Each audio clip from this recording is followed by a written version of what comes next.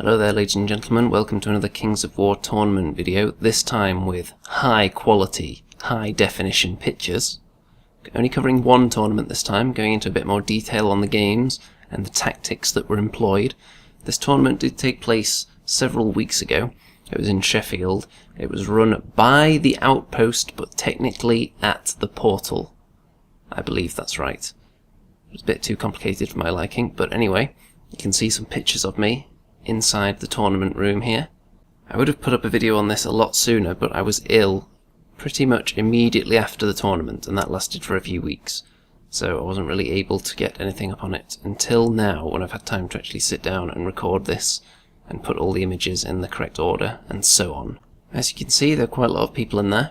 It's relatively packed, and this was the first time that I've taken my goblins to a tournament. As you know, I had mixed results with the undead. At the last tournament I took undead too, I did quite well, so we'll see if I can carry over that wave of success into the goblins. Now, there is no way at all that my goblin army is optimised for tournament play.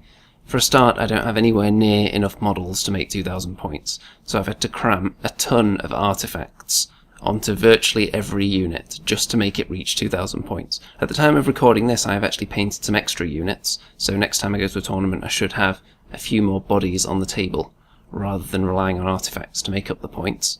I'm going to go through my list right now, as you see these images of my setup from game number 1. So on the far right you can see the troll Bruiser. He was given the Ensorcelled Armour, which puts him up to defense 6, which makes him very, very tough to shift with his regeneration as well. Very difficult to get rid of indeed. And next to him, of course, the trolls, since he inspires them, so it makes sense to put them next to each other. And they were given Blessing of the Gods, which makes them elite. If there was a unit that I would ordinarily put artifacts on, then it might well be the trolls, because they are very, very powerful just with a couple of weaknesses that you can mitigate with some of the artifacts. Next to them we've got a horde of spitters. You can see in this particular game they were perched on that piece of difficult terrain. And they have the Brew of Keen-eyeness, which gives them +1 to hit. I've been tinkering with giving a large unit of archers different artifacts, but I'm slowly leaning towards not giving them anything at all, because the price that you end up paying for the whole unit, I'm not sure it's actually worth it. Next to them you can see there's a horde of Sharpsticks, and they have the Brew of Sharpness, which is very expensive, but it does give them +1 to hit. And right behind them there's a Wiz on foot, who has Bane, Chant and the Inspiring Talisman, just to get some Inspiring onto that side of the army. It's always nice to have more Inspiring to spread around. And you can see that there are two big juicy giants right there in the middle, with a Mincer behind them. They can't have artifacts put on them since they're monsters. The War Trombone can't take artifacts either, with it being a war machine, and that's next to them, ready to move up with them. Behind the War Trombone is a Flaggit on a Fleabag rider and the Diadem of Dragonkind, which gives him a breath weapon attack, which I've found very, very useful actually, because he's very mobile, and he can just run around causing havoc in the late game with that breath weapon. Next to him is a Wiz mounted on a Fleabag, who has Wind Blast and Scarletmaw's Fenulian Amulet, which increases the power of his lightning bolt from 3 to 5. And while it does give me options, having those two good spells, again, most of these things are just thrown in to make the characters as expensive as possible to make up the 2,000 points. So not tournament optimized in the least. To give you an example of precisely how little this list is actually optimized, the Spitter Regiment that you can see in the woods there on the left, they actually have an artifact on them, the Heart-Seeking Chant, which gives them piercing. Now for such a tiny throwaway unit as that, I wouldn't want to waste points giving them an artifact under normal circumstances. In fact, I probably wouldn't even take that small unit if I had more models painted. But I was eager to get those goblins out there in a tournament, so it was a necessity. And you can see on the other side of the trees there, as we move on to the next picture, next to my tape measure and dice bag, Fleabag Rider Regiment, and for this tournament they were given the Brew of Strength, which gives them Crushing Strength 1, which when combined with their Thunderous Charge 1, actually makes them fairly hard-hitting. Next to them is maybe my favourite part of the list, which is a King on a Fleabag with the Crystal Pendant of Retribution, which is one of the most expensive artifacts you can take, but it does make you explode when you're killed in close combat, and because it's on a Fleabag, there's a pretty good chance I'm going to be able to get it into combat with somebody, and maybe cause some major annoyance to them. So you've seen my setup for game 1, and this was the pillage scenario, and I was against undead. The pillage scenario, of course, means that there are several markers placed around the table, and you want to be close to them at the end of the game with no enemies nearby. You can see my opponent's army here with some werewolves out on the left and various units in the middle. There are some zombies and some revenants, I believe, and you can see he's got more werewolves all the way over on the right hand side there. Of course, a scenario like this does force you to spread out a little bit, but you don't necessarily have to do it at the beginning of the game. You just run the risk that if you stay too compact, then you're going to be leaving it too late to reach some of the pillage markers at the end. Take a look at this. This is the chess clock. This is the first game of Kings of War I've ever played with a chess clock, and it is incredibly stressful, especially during deployment. I never considered the concept that people would use the chess clocks during the deployment phase, but apparently that is a thing. So I wasn't really thinking too much about where I was positioning anything. I was just thinking about saving as much time as possible so I would have more time for my actual game turns. So it's a learning curve, definitely. Being on a timer like that, it piles the pressure on you. Will I crumble under the pressure? We'll find out shortly. Now, I believe my opponent went first. I think I probably won the roll and allowed him to go first. With it being pillage, I most likely wanted the opportunity to dive onto those objectives in the last turn. And also, I actually had shooting units and he didn't, so I was quite happy for him to be advancing towards me a little bit. You can see that my Fleabag's charged into his Keen-eyeness, I believe, which is the master of all werewolves, something like that, who had gone out onto that side on his own. I was really hoping that I could toast him in one go, but unfortunately I could only put 4 damage on him, it looks like there. I didn't get my exploding king up into the action as well, into quite a dangerous position, and you can see that he's heavily advancing. I'm not advancing quite so much, but he has actually charged something into my spitters, you can see there on the right, because he's hoping he can just inflict a little bit of damage on them so they won't be able to shoot in my turn, which is a pretty good strategy. The pillage markers are spread out all around the place, so my plan really is to not concentrate too much in one area, just try and hang in there in the fight until the end, and then pounce when it came down to it in the final turn. Not everything went to plan in this game though. You can see that he actually gets his werewolves into some juicy combats because he was able to take out my Fleabags, and he's got some flank charges going on here against my spitters and my war trombone, and it's not looking good at all at this stage. Really, my explosive king ended up being almost useless because he had a unit that was able to pivot and avoid him due to being nimble, which was something I just didn't think of at the time. And again, on the chess clocks, I think I made a lot of mistakes in the first couple of turns because I was rushing a bit. You can see it's just a big pile in the middle, all the units just crushing each other's faces. You can see it gets even crazier here as his werewolves mow through the flank and get into the side of my Sharpsticks. I've got all my big hitting units in the middle there, the giants and the Mincer all getting into the fight, and some of those are against his weak units, so I would expect them to hang on. Now this was actually quite funny. His Keen-eyeness struggled quite a lot to bring down any of my units. He got stuck in the flank of that spitter unit. I think he kept wavering them perhaps, but it was quite funny. Over here, I didn't commit my trolls or my troll Bruiser into the fight because they were in a bit of a standoff with some of his werewolves. So I was just playing it a bit safe over there to begin with, and then I started to push the trolls in towards the combat after his werewolves had moved. The position they'd moved into wasn't very nice for me though. I think they'd moved into the bottom right corner from this angle, eyeing up some charges into either my trolls or my spitters there, who are quite tied up with his leader on the horse there. So the fact that I was holding back my trolls meant that I didn't have to worry about that anymore. I could just push them straight forward into the fight. And here we've got another big mess of fighting in the middle there. My trolls appear to be doing quite well. His werewolves have got into that flank. And here, as I predicted, the giant and the Mincer were surviving against that big unit of zombies. The other giant died. It was up against his big whites. And those werewolves into the rear of the Mincer. That's going to be bad news for him. However, that tiny spitter regiment is still holding up Keen-eyeness for some unknown reason. And obviously he didn't waver them at this exact point because they were able to turn around and actually fight him back in the front. Now you can see here, I had the troll Bruiser with the trolls, but I decided to abandon that because that pillage marker up in the top right of the table was completely unguarded. And at this point it was possibly the last couple of turns, and I was thinking, okay, I'm clearly not going to win this fight. I've been outmaneuvered quite a bit during this game, so now I'm just going to make a mad dash for as many of those pillage markers as possible and hope that he's moved too far away from them.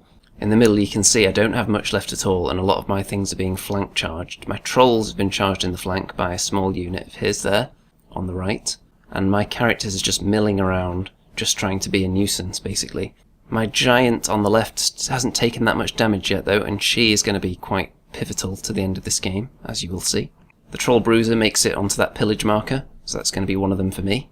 The trolls, who had taken a ton of damage, so I just put the fact that they required a double 1 to survive on them, were also on a pillage marker. The fact that they haven't been removed should tell you that a double 1 was rolled after they were attacked in the flank, so they actually survived. Very, very lucky there, but they're going to claim that pillage marker as mine, with no enemy nearby. That enemy unit that attacked them won't be close enough to contest it. Had they killed the trolls, then they would have been there, right there, ready to take it, but the trolls hung on. And here, the giant, in the last turn, I thought, you know what, I don't need to be in this combat right now. I'm just going to turn around and run off over there. And I got to just within 3 inches of that pillage marker. I couldn't possibly get any closer to it because I could only do 1 pivot. So that was the closest I could possibly get. And he had left his Keen-eyeness fractionally over 3 inches away from it, which meant I also claimed that one. So I think in total I had 3 of them and he had 1. So even though I got completely annihilated combat-wise, I did kill a few things as well, but he definitely outscored me in that respect. But when it came down to the scenario, that was obviously at the forefront of my mind more so than it was his. So I was able to actually take the win. It wasn't a huge win, due to the fact that he killed more troops than I did, so that did level it out a little bit, but it was still a nice win.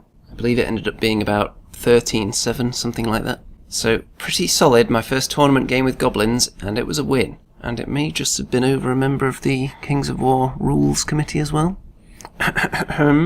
So of course I was feeling fairly confident now.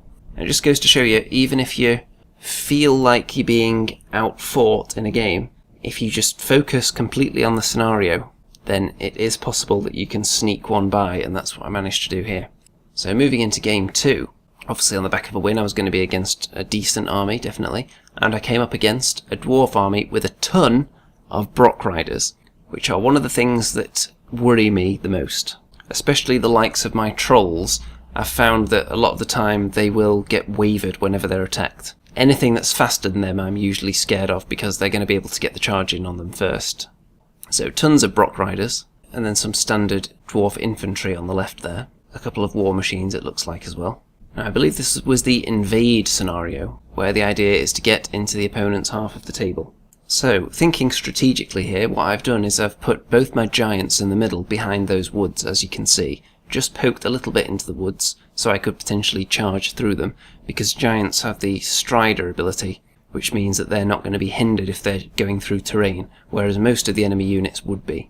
Apart from one of his units, which actually had an artifact on it that meant that he could do the same thing, but most of the units would have been negatively affected by that terrain, so putting the giants there I felt was a good move.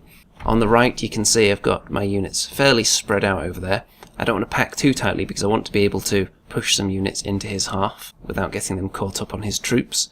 He's got a lot of his cavalry on that side, which is why I've taken my Sharpsticks over there and hoping to flank them with my cavalry who are faster than his. So in theory I should be able to get a charge off. We didn't actually use a chess clock in this game. I believe it was optional at this tournament, and we decided between us that neither of us were really a big fan of using them, so we decided not to. We probably should have done because the game did end up running quite long in the end, but it was into lunch, so we weren't holding up the tournament at all. You can see I've got quite a tight pack of units in the middle there, the War Trombone and the Troll Bruiser and my characters on Fleabags. And I've got my Spitters on a hill, of course, with the Wiz, who's going to be Bane chanting them. It's a very expensive way of just giving them piercing, having a Wiz there with Bane chant, but giving him the inspiring Talisman as well makes him a bit more useful, but not particularly optimal, I would say. Now, you can see here that the trees have been removed, because there's some fighting going on in the forest. He's charged in.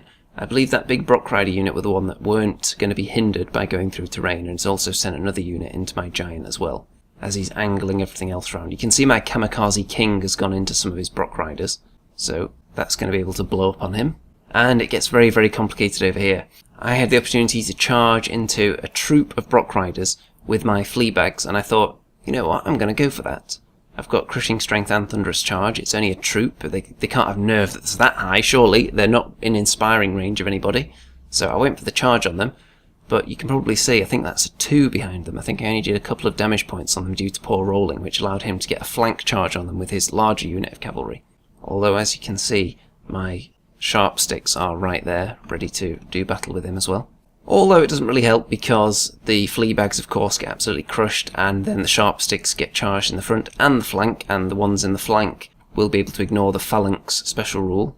Obviously all the spears are only pointing forwards, and the Mincer there is about to get chomped to death as well. The Mincer really needs to be the one charging, and it's not particularly fast, so you need to send it up behind your lines, and unfortunately I couldn't manoeuvre it correctly during this game. You see the battle line here, I've got one giant down already, the troll bruisers in there, the trolls, and the giant going up against his cavalry. I'm not too confident at this stage because I've lost a couple of units and I don't think he's lost anything.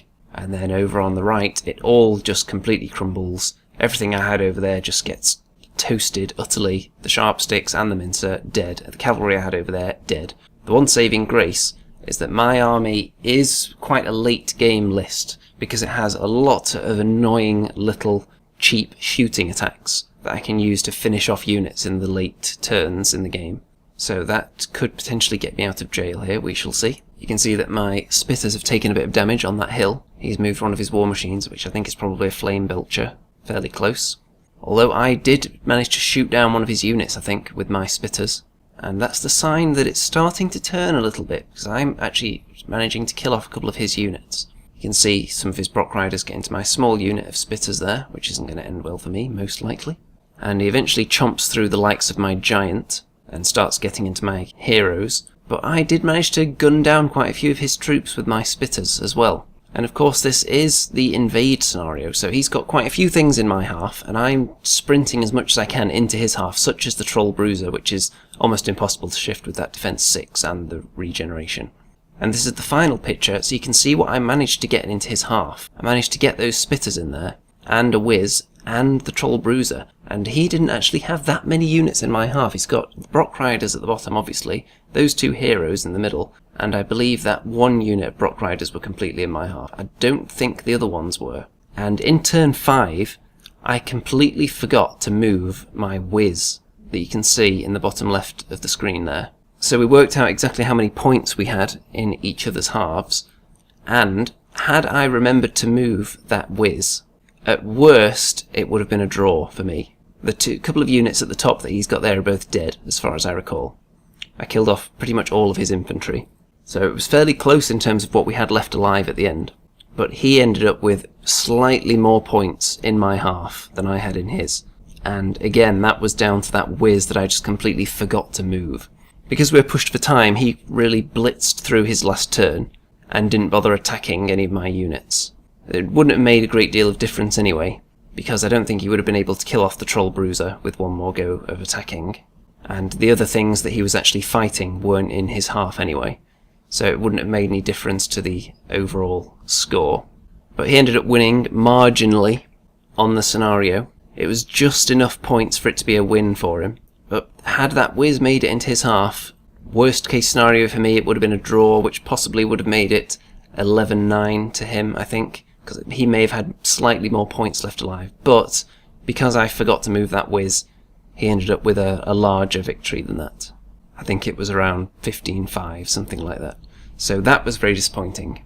It was a good game though. It swung quite a lot, because I didn't actually take too many pictures of the moments that it swung in my favour. But it was mainly just me being able to shoot down all his infantry units and war machines, while his cavalry were chewing through my army. So, very, very, very close. So, 2 games in so far, a win and a loss. I was fairly satisfied with where it was going at this stage. I'm not expecting to win the tournament with my Goblin list by any means, but I've already got the one win that ideally I would have liked, so anything else on top of that is just going to be a bonus. Game 3, I'm up against the Empire of Dust in the Dominate scenario, which is of course trying to get as many units as possible into the central area of the table, completely within 12 inches of the centre, otherwise they don't count. And you can see that he's got quite a lot of skeletons and some flyers, giants, some more elite infantry behind. And over on that side, some more light units, some more flyers, some cavalry, and some large missile infantry there as well. The way I usually approach this scenario is to put units in the middle that I think I can possibly rely on sticking around, and flank them with the more hard-hitting stuff, which can then roll into the centre in the last couple of turns and maybe get some flank charges in. We'll see if that was successful. You can see me moving up the table here. He's got quite a lot of shooting compared to me, so I decided I was going to advance, going straight forward with the 2 giants and the Sharpsticks, which I put down as my most survivable units, so they're going to be the ones I want to soak up the fire as they march up the table. The little troll block of the trolls and the troll bruiser are going down the right flank, along with the Fleabags, but that's going to be my main flank force coming in from the right, hoping to crush the units he's got lingering at the back. Now, we were using a chess clock for this game, and I made 2 monumental blunders in the first turn that probably put me in a position that I could never recover from. So, normally, when I'm positioning my units, I'll ask my opponent, am I definitely out of your charge range there? And put the measuring tape down and show them what distance it is, just to make sure. Just so, in case the table gets knocked and a unit moves an inch by accident between turns, suddenly they find themselves within range. So I normally do that just to clear anything up, but because we were on the chess clock, I wasn't doing so much of that. I was just moving things in a bit of a hurry.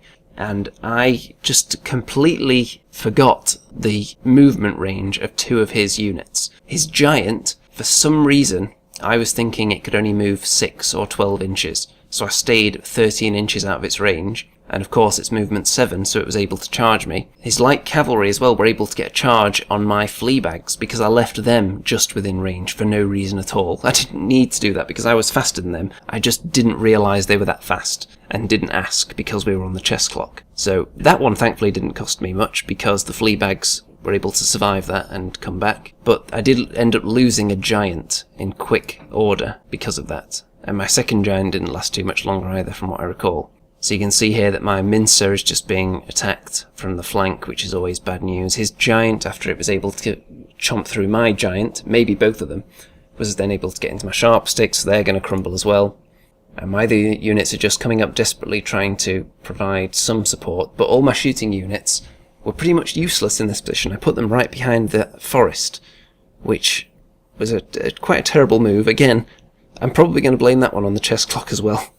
Moving over to this side, I was still fairly confident about my trolls and the troll bruiser coming in though, because they're quite a beastly combo. And you can see they're just working their way slowly into his troops, and my kamikaze king is in his large infantry unit there. I'm hoping when he blows he's going to do some serious damage to them. You can see that he manages to annihilate all my combat troops in the middle. That one moment of underestimating the charge range of one of his units put me on the back foot immediately, and then he was able to get the flank charges then in the centre, which was really bad news. And then you can see over on the right, this is the final picture of the game.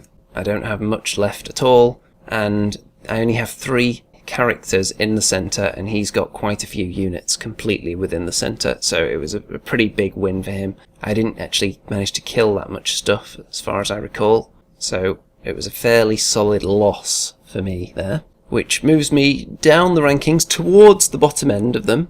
Not right at the bottom. That one win at the start was carrying me at this stage. I started packing up my army because I thought that was the end of a tournament. I've never heard of a tournament that's a one-day event with 4 games. First time I've experienced that, and I didn't really look at the tournament pack. I just assumed it was going to be 3 games, and then someone pointed out, actually, there's another game. And I thought, oh, okay, then maybe I can end on a high. That'll be a nice bonus. In the final game, I was up against Abyssal Dwarves with some Goblin allies, I believe, and some Slave Orc units in there. And anyone with a keen eye may recognise this army as that belonging to Mr. Spud, so the ultimate grudge match in round 4. And it is actually possible that one of us, if we lose heavily enough, we could finish with the wooden spoon. So there was actually something to play for. You can see he's got quite a few Abyssal Golems, some of which are relics models, and he's got some out on the flank there as well. Now this was just the kill scenario, I believe, so pretty straightforward. I've positioned my units in a very compact manner in the middle there. I decided I was going to try putting the Sharpsticks behind the Spitters, knowing full well that I could just move out in front of them whenever I feel like. but I'm not entirely sold on that being a good idea. I thought I'd give it a try anyway, this very compact setup. The giants in the middle with the Mincer just hiding behind them, so it's not going to get charged, so it's most likely going to be able to charge, which is the only time it's useful. And the trolls there on the left, or Trombone sneaking up behind them. And over on the right, I was wondering how many of his forces I could divert over there with only that tiny regiment of spitters. I was hoping he was going to divert quite a few forces over there, and you can see that he sent an entire regiment of cavalry over there, which I was quite happy with, basically sacrificing them to keep one of his units out of the game for as long as possible. We weren't using the chess clock in this game, by the way. Again, it seemed pretty optional at this tournament, and we just decided we didn't really want to. Now, this was shocking. A horde of goblins, quadruple charged by a troll bruiser, a horde of trolls, and 2 giants. So a ton of damage put on them, but of course I rolled a double 1. Wow. That is a classic case of putting all my eggs in one basket, and a bit of overkill. There's no real need to send in units with that much crushing strength into something that's so awful as goblins. It's just a waste of their combat prowess, and then the unit doesn't even rout or waver from it, which just compounds the misery. You can see my explosive king is just weaseling his way through his army, avoiding the charge arcs of all his troops so I can get into something juicy at the back. And here my Fleabag riders, which I routinely overestimate, charged into some of his golems and didn't do enough to remove them. I seem to think that just because they have the Thunderous Charge 1 and the item that gave them the crushing strength as well, I could just mow down units with ease. But it never happened. I always think they're going to just plow in and annihilate on their own, and they never succeed. So I really need to just use them as a support unit, or for harassment of lesser units, definitely. You can see that my Spitter regiment, with no support at all, are actually doing quite well to hold up his cavalry there, which is quite amusing. And in the middle, he manages to get a bit of flank action going on, all because that Goblin unit didn't disappear with the double 1. That meant that he was then able to get flank charges on my giant there, and it's just really, really bad news for me at this stage. However, you can see from a little bit later that I do eventually manage to get rid of that unit, and my giants and trolls have managed to survive up to now. But you can see the giant right in the middle is about to be double charged by 2 of his units, and my other giant has gone up into his golems there in the middle at the top. My troll bruiser is in a fight with, I believe it's an iron caster on the left, so I think that's going to go quite well for me. And here he's got a big unit of golems that are coming in for the kill against my spitters there, with the Sharpsticks lurking just behind them. The war trombone is there as well, and there's a whiz who's going to be inspiring those units there, because I really don't want this flank to crumble. I really need to hold this. My explosive king goes into his rocket launcher, but completely fails to damage it.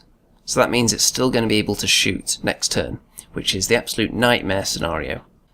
Silly king. I should have just ploughed him into something and let him explode on them. But I got a bit carried away with his speed and thought, you know what, I'm going to go and have a sneaky go at that rocket launcher instead. Didn't work. In the middle you can see that my giant was taken out by that double charge right there. My trolls and my other giant are still alive though. And my troll bruiser is looking in a little bit of jeopardy now, because those golems are coming in from the flank to attack him. And in the middle you can see that my spitters are holding off his golems well enough, standing up to the charge, not dying, with the inspiring right there. And then, what do you know? The spitters, a horde of goblin spitters, managed to kill his abyssal golems, which I believe were previously unharmed. In one round of fighting, put a bit of damage on them and then got a really impressive roll, and I believe they were either out of inspiring range or it was just 2 amazing rolls in a row. But anyway, they are gone. I wasn't feeling particularly confident about the fighting in the middle, but that has just swung it big time in my favour. In the middle here you can see my trolls were able to get themselves flank charged, which wasn't going to end well for them, and my giant was in a bit of a slugfest with some more golems. Here you can see that I did finally put some damage on his rocket launcher with my king, so it's not going to be able to shoot again, which is good. And his cavalry, that had managed to kill off my tiny unit of spitters over on the flank, finally made it into the battle, and I believe they came in and finished off my big spitter horde, but of course they're going to have to face off with my Sharpsticks now. And there, after my giant went down in the fight against the golems, that meant my trolls were getting double charged, which is never fun. And more golems charging in, this time into the back of my whiz, which is, again, not a good time. And you can see there that he manages to basically clear the middle of the table of my units, which is not fun at all. as I predicted the middle did collapse. But over on this side I did manage to kill his cavalry off with my Sharpsticks. So all in all, we did manage to kill quite a few units each, and when we worked out the final scores, it was a draw. Neither of us had successfully killed enough to warrant a win. So we were quite happy with that, ending on a draw. That meant that our chances of finishing bottom of the table were pretty much non-existent. So I was fairly satisfied with the overall performance in this tournament, considering I'd never taken goblins there before, with a list that was overstuffed with artifacts to make up the points. And all the games were a lot of fun as well. Even using the chess clock, as stressful as it is, I can see why it is necessary sometimes in these tournaments. And I think once I've played the army many, many more times, the chess clock won't become as much of an issue, because I'll just be able to look at the battlefield and know what I want to do in advance rather than having to think on the fly. I think I ended up finishing roughly 3/4 of the way down the table, which I'll accept. I was hoping to finish about halfway after winning my first game, but it's satisfactory. And for the next tournament, I've got some more goblins being painted at the moment, and some that are already painted. If you saw my What I Painted This Month video, then you'll have seen that I've got some Fleabag sniffs painted, which are the Fleabags that have bows, which are quite tasty. And I've got a couple of other units at the airbrush station at the moment. The airbrush has been a bit on the blink, so I might be able to get them finished. I might not, we shall see. I'm hoping those have minimal artifacts in the next tournament, and that might actually mean dropping the Explosive King or an Explosive Big Git. As fun as it is having an exploding character, 50 points for that one-off shot of damage, I'm not sure it's necessarily worth it. It is hilarious though when it works. In this tournament it didn't really come off particularly well. The times he died, I think my opponent rolled fairly low for the number of hits. So all in all, very positive experience, other than whatever germs I happened to pick up while I was in there that were undoubtedly the cause of my 3 or 4 week illness that immediately followed this tournament. If you want to pass on any tactical tips on using goblins to their full potential, then feel free. If you want to tell me which units I should be including in my list, you can do that as well, but I probably won't be following your advice because that would require buying a lot more models probably. I know it's the fashionable thing at the moment to have lots of war trombones, but I'm quite happy with one for now. Maybe eventually I'll get a second one. But really I just build my army around which models I think look cool and then try and do the best job with them on the battlefield, rather than actually building a list. One thing I'm considering doing, because I think trolls are just really cool anyway, I'm thinking about getting a second horde of them at some point, which would make the troll Bruiser more effective as well, because he's then inspiring 2 units instead of 1. And as far as what I would leave out to put them in, either artifacts or maybe one of the giants perhaps. I'm not sure 2 are really necessary. It's quite expensive for what they do. Against most targets they're not making the most of their attacks, I think, because you're paying a lot for all that crushing strength that you usually don't need. Anyway, it was another fun atmosphere at this tournament, and I'm hoping the next one is going to be the same way. I've got another one coming up in a couple of weeks, so I'll let you know how that one turns out, hopefully a bit closer to the actual end of the event rather than several weeks later like this one. And I'll catch you next time, folks. Ta-ta for now.